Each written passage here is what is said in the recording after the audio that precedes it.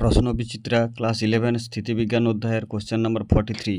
1 KG ভরের একটি বস্তুকণার বেগ v1 vector সমান 2t i ক্যাপ এবং অন্য একটি 2 কেজি ভরের বস্তুকণার বেগ v2 ভেক্টর সমান t square j cap.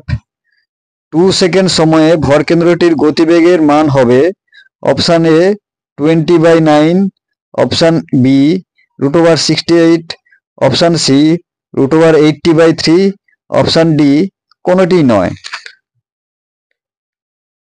m1 সমান দেওয়া আছে 1 কেজি, বেগ v1 vector is equal to 2t i cap.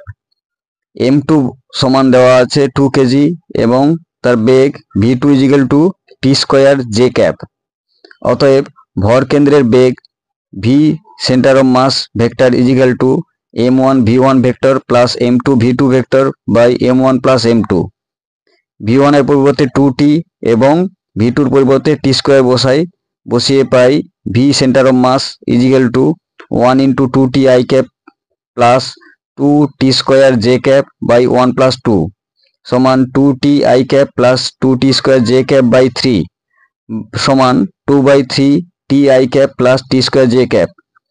t is equal to 2 second সময়ে ভর কেন্দ্রের বেগ হবে v centre of mass vector is equal to 2/3 into 2i cap plus 4j cap.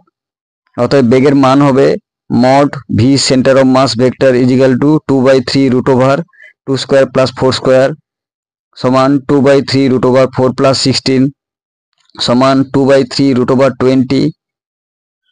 2 কে রুটের মধ্যে প্রবেশ করালে হবে 4 সমান √4 ইন্টু 20/3 সমান √80/3।